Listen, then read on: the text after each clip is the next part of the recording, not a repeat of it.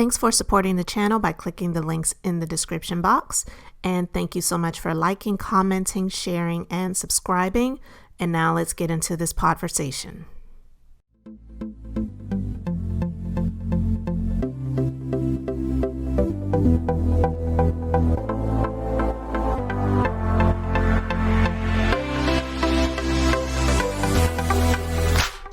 What's up, everybody? We're going to have a podversation about the now former pastor of Hillsong Church in New York City, Lentz, and this alleged mistress, and how the Kardashians are somehow involved in this, or how their likeness became involved in this situation. Well, it was reported last week that he was terminated from Hillsong Church. And even though they didn't say why he was terminated, the pastor, Lentz, he came out and stated that on his own, on his Instagram account, he made a statement, and he said that he's deeply sorry for breaking the trust of many people who we have loved serving, and understand that this news can be very hard and confusing for people to hear and process. But when you accept the calling of being a pastor, you must live in such a way that it honors the mandate, that it honors the church, and that it honors God. And when that does not happen, a change needs to be made, and has been made in this case, to ensure that standard is upheld. I was unfaithful in my marriage, the most important relationship in my life, and held accountable for that. Well, he made the statement on his Instagram account with a picture of him and his wife and 3 children. And while the picture looks pretty, apparently, based on his actions, that just wasn't good enough for him, because the alleged mistress, she came out and she talked about the situation. She talked about how they met, and they met in New York in a park in Williamsburg, Brooklyn, back in May of this year. And she said she thought it was a little bit strange because they chatted for a little bit and he got her number, but he saved her phone number in the notes section of his phone. And she said that for her, that was a red flag. But the two met up at her apartment, where they drank tequila and talked for hours. Now listen, I'm not one of those people who thinks that if you are a believer, or if you're a pastor or whatever, that you can't drink any alcohol, because the Bible doesn't say that. I mean, the Bible says, be not drunk with wine. Do not be a drunkard. And there are some people who cannot take drinking alcohol, so they really shouldn't participate in it, period. But he's drinking tequila with this woman who is not his wife. And he allegedly told her that the most beautiful women come from the Middle East. And he also gave her the nickname of his Middle Eastern unicorn woman, which is quite frankly very weird. And he also told her that she reminded him of his friends, the Kardashians. And she said that that rubbed her the wrong way. Now, that is a little bit weird. Well, it's a lot weird.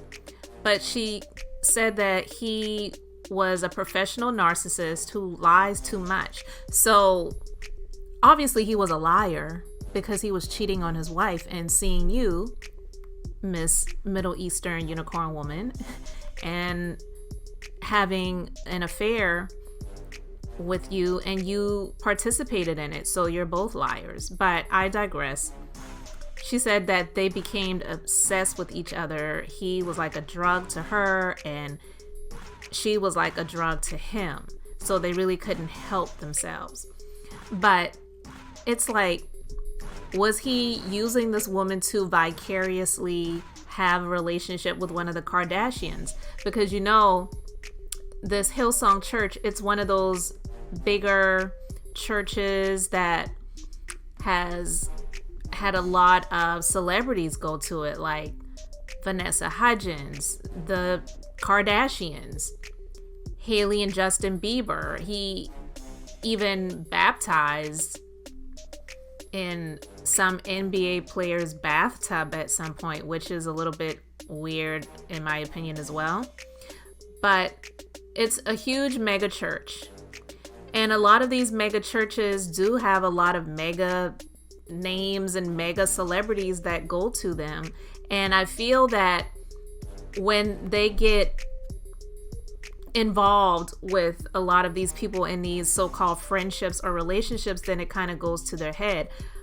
And I don't know. You guys let me know your thoughts about it in the comment section, because there's also now an investigation going on into the Hillsong Church of New York, and it should be for all of them. But yeah, Hillsong is investigating the New York City branch after what happened. And they want to find out, like, what's the bottom line? What is really going on beneath the foundation? Because trust me, this guy, he wasn't just spending time with this woman. I am quite sure he was spending money on this woman as well. And that money that he was using is coming from the people who are giving to the church.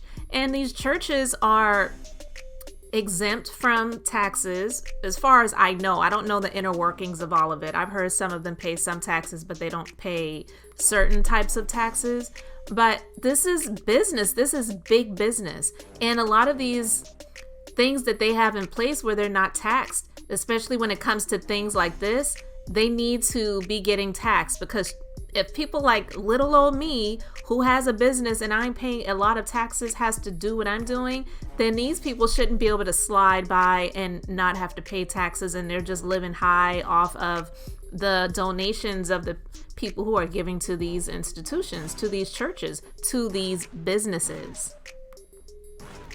Where they said finding out what the deal is after the investigations are wrapped up, then they will take whatever actions are necessary to make the wrongs right and to move forward so that people can just focus on coming to worship and praise and not feeling like they're being taken advantage of when it comes to them being generous and giving their donations to the church.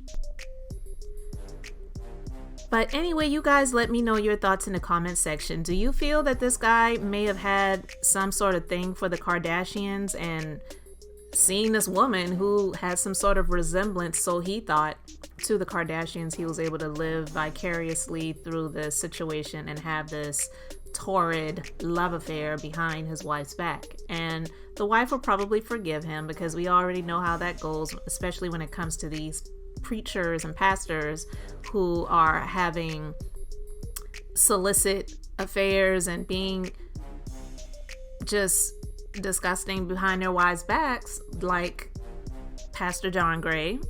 We've talked about him before. The wives tend to stick with these guys because it's affording them a lifestyle that they wouldn't have if it were not for them. And it's really about them having that money and having that lifestyle versus having a loving husband and a faithful husband and having just a nice regular life. So we'll see what happens as we move forward.